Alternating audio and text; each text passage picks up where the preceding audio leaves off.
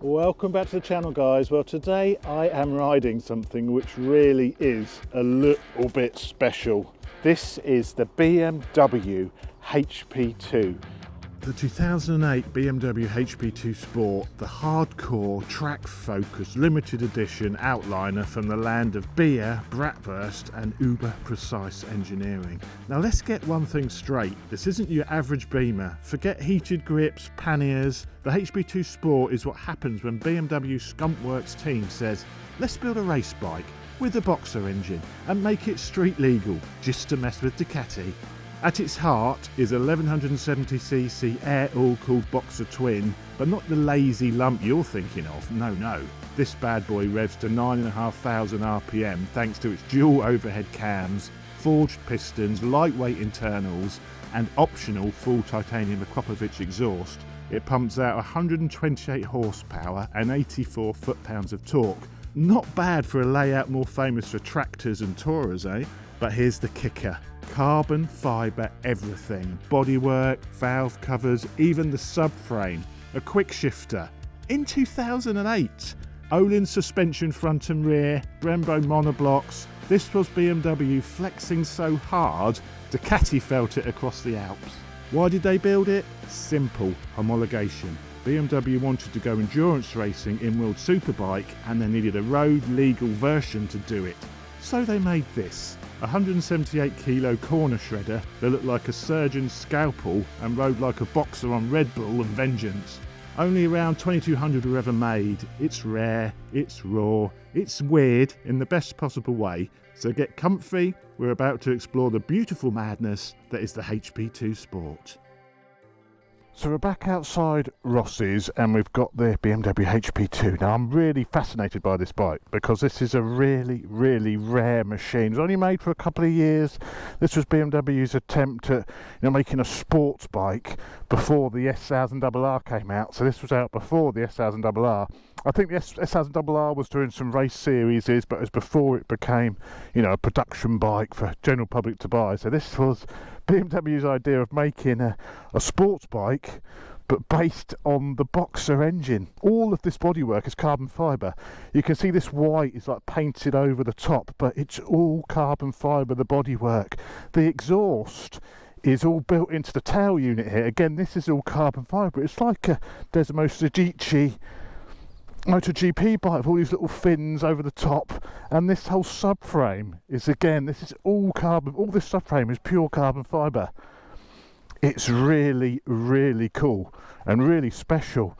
I mean, all the top yokes here, this billet sort of top yoke here. It's got telelever front suspension with an Öhlins damper in there. And Öhlins obviously on the rear, so it's sort of no expense spared on it. I'm not even sure what these were new. I'll put it on the screen, what these cost new. I think it's 200 kilos wet, and I think it's got a 16-litre tank, so that'd be a full tank of fuel. But, I mean, what a thing. Single-sided swinging arm, obviously, with the shaft drive. I mean, what an incredible bike. I mean, look at all these billet rear sets and stuff.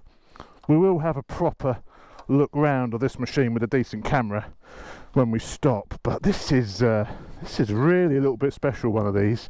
I mean, they never really took off. I mean, I don't know, let's ride it, let's see what it's like, but I'm fascinated by this bike. Look at the dashboard. It's like a proper, almost like superbike spec dashboard. Right, let's try and start it. I think this has got the weird indicator layout as well.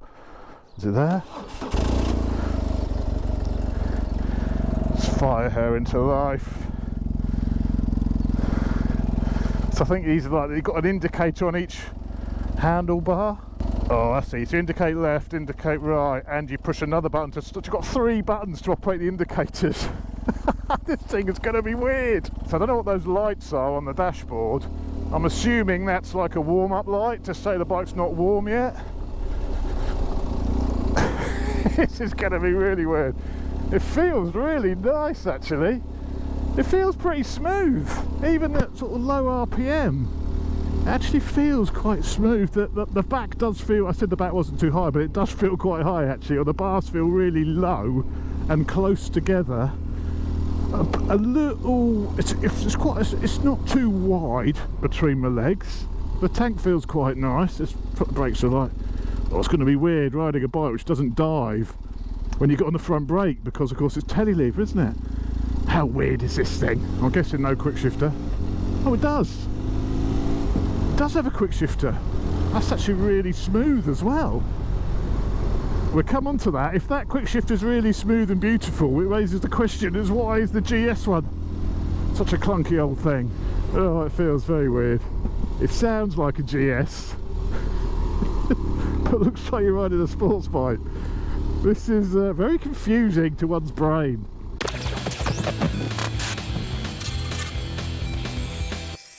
So the riding position does feel pretty sporty. It's not too bad. The pegs are reasonable height, I would say, but the bars feel low. The front end feels low, so you feel you've got quite a lot of weight on your wrist. So yeah, it's a proper sports bike position, but with reasonably comfortable foot pegs. It's seriously weird. It's seriously weird. I mean, it sounds like a GS. It even does that little like pop as you come off the throttle sometimes, and all of that low slung centre of gravity as well. So I'm really interested to see how this is going to handle, because you know the GS handles amazingly, doesn't it, for what it is, because of the weight of it and everything, because that engine is low in the chassis because of the boxer cylinders sticking out. Well, this is a 178 kilo boxer bike, you know, all set up for a sports bike, so the handling on this could be amazing with that really low centre of gravity. I mean, it changes direction. It's not amazingly fast. It feels like a regular sort of sports bike, but I guess because you've got all the telelever set up at the front as well. Oh, I mean, this is completely different to anything else I've ever ridden. Right, let's give it a little bit of welly in first. Whoa! I'll tell a lie. That is actually surprisingly fast. When you properly open it up, I think you do have to rev it. A little pop. The suspension feels very plush actually. It's very supportive. We go on the brakes, front brakes are pretty good. There's minimal dive, of course, because it's telelever. Feels like a very firm sort of sports bike when you're on the brakes. It's like really not much movement at all, but the actual overall ride quality is really good. We've got a twisty here. Shame it's not got a blipper just to sort of complete that quick shifter.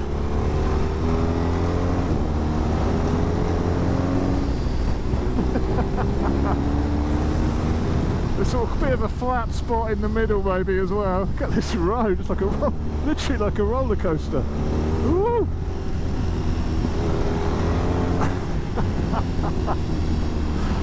Oh wow, that is weird. I don't think I've ever ridden anything quite like that.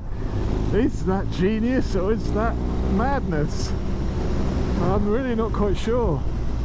What is apparent, as I said, the ride is really, really nice. Really lovely quality ride.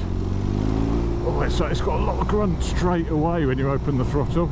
It surges forward. I'm not sure if this has got any rider aids or traction control or anything. It does feel, it sort of feels a little bit weighty. It's not, it doesn't turn in that fast. I can feel what the tarmac's doing. I can feel the bumps coming through, but it's very plush. Yeah, it's good feedback from the tarmac, I would say. You know, that I've not lost too much feeling with that front end. I mean, apart from the, you know, the lack of diving when you go on the brakes, it actually feels pretty conventional, which is quite strange. I don't know what this road is. What a strange old beast. This is the prettiest road I've ever been down, I think. I'll tell you, oh god, that's a big old bump. I'll tell you what, I think this platform will make a good adventure bike. Look at this. This is amazing. Looks like I'm in Spain or something. Yeah, that's odd. That's odd. That's odd. It's good, but it's odd. It's like riding a sports bike with a GS engine in it. That's exactly what it is.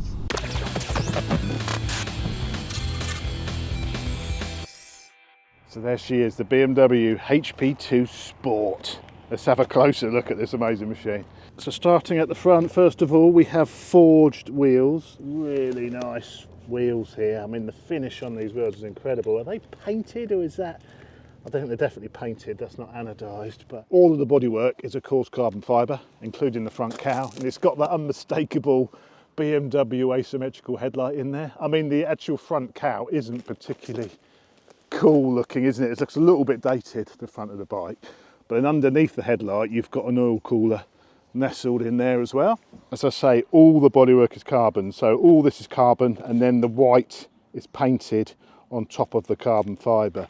But yeah, you can see the paint lines here, and then all this is carbon fibre. So 100% carbon fibre bodywork, so that's pretty cool. And what is really cool is this subframe. This whole subframe structurally is a bit of carbon, so all carbon fibre. Then the rear seat unit with the exhaust obviously underneath with all the mesh, again carbon, white painted carbon, and then you've got that exhaust up at the back there. So even the number plate hanger is solid carbon fibre, so that's a structural carbon fibre piece for the number plate. The rear wheel, you have a Brembo rear caliper, and of course you've got shaft drive. So I think this shaft drive unit is identical to what's on the GS, and again you've got that forged rear wheel, which looks incredibly sporty. Carbon mud guards, this is all standard. Then of course you've got Öhlins rear shock, and just look at the rear sets. The rear sets are beautiful. All of the gear linkage here, all billet, beautiful, absolutely incredible. And I love this belly pan that comes right and wraps around the rear tyre. You know, again, all carbon fibre. The rocker covers are carbon fibre. That's not just a cover, that is the actual rocker cover. And as I keep banging on about, this was the first Boxer twin engine which had dual overhead cam. 128 horsepower, 120 newton meters of torque. Top yoke is just gorgeous. Again, billet top yoke, and you can see the angle at which it drops down to the bars. Sort of quite an acute angle, but it's just gorgeous. All this here, gorgeous. Now apparently ABS was an option on this bike, and this one's got it, so it's got switchable ABS. That is the dash. It's a bit flickery, that's just because of the frame rate and the camera. It doesn't flicker in real life, but I mean, how racy is that, especially with the bit of carbon fibre sort of trim around the clocks as well. Ooh, sporty. There's that forged wheel from the left hand side. It's absolutely good. I love that colour. That colour's amazing. From this angle, I just think it looks really, really cool. I mean, I think I've ever seen one of these on the road. Obviously I know of them, I've heard of them, but you know, it's an amazing bit of kit. Absolutely amazing bit of kit. I mean, you can see why these are collectible, can't you? Because I think it's the most extravagant BMW. Well, I guess the BMW race, was it the S1000RR race edition, but that was a track only bike. Was the only other time I think BMW's gone to town on a motorcycle like they have with this. No expense spared here. Carbon fibre everything, billet everything, forged everything, absolutely built with no expense spared. Wow. Let's jump back on. The throttle response is pretty nice. There's no sort of snatchiness. It's very nice actually, the throttle response. You know, I guess there was not that many Euro emissions in 2010. It was much easier to adhere to that. It's not overly loud either. It's because I think that exhaust is up high and behind you, you don't get to hear the sound, so it might be deceptive at how loud this is. But it's certainly a little bit special, this. It's definitely got a special feel to it. Third at 30, and we'll have a little roll on. So it ain't bad there. It's got a good initial pickup. And of course, because it's got that Boxer engine, you can sort of really load it up in a high gear, and it's still very smooth. I mean, like third gear at 30, I can't quite see what revs I'm doing. Just over 2,000 revs. And it's beautiful. Throttle response is lovely. That's really nice. And then you crack it, and off it goes. Doesn't sound that exciting. When do GSs ever sound exciting? I guess that's I guess a bit of an issue with this, isn't it? It looks amazing, carbon fibre everywhere, looks exquisite, and then it's got that rather boring sounding Boxer twin in it. It's actually very nice to ride. All the controls are really light, the gear shifter's really nice, the brakes have got a really sharp and bitey. You know, that quick shifter's surprisingly good. Yeah, it all feels really nice actually. It doesn't feel like an old bike, this. It's got 17,000 miles on it, but everything feels really high quality and really nice to use, very tactile. Oh, you can move your ass out of the seat quite nicely.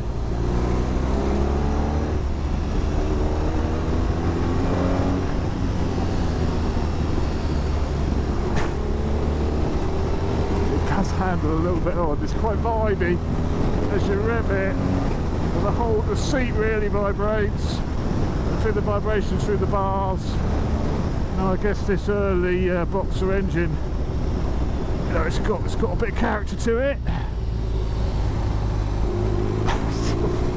Weird. The way it tips in is odd as well.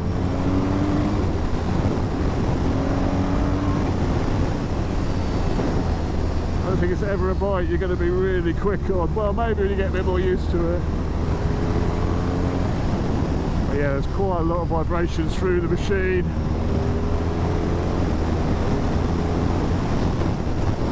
How fast are we going? Don't even know.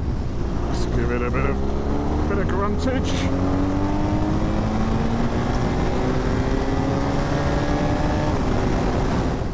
The shift lights are fantastic. Did you see the shift lights then? Just what you need when you're on circuits. Yeah, at the corner of your eye. The brakes are really powerful, and as I said, there's hardly any dive on the suspension, which is really odd. Nice amount of engine braking. Quite nice come off the throttle. Not as much as you might think actually, engine braking wise. Don't do it, sir. I think it is the most bizarre motorcycle I've ever ridden. I think it's taken the crown, and I can't even think from what. That's how weird it is. It's good though, weird in a good way. Why not be different? Why not be quirky? And the fact that this is only 178 kilos dry, and you've got telelever suspension and a Boxer engine in it, I find that quite incredible. It feels quite conventional really, the way it handles. Apart from the lack of suspension dive, and of course the soundtrack of that you know, that Boxer engine performance. Apart from that, the actual chassis and things, I'd say feels quite conventional, despite not being conventional whatsoever. Give it a bit of beanage. Right, mid-range it starts to really pull.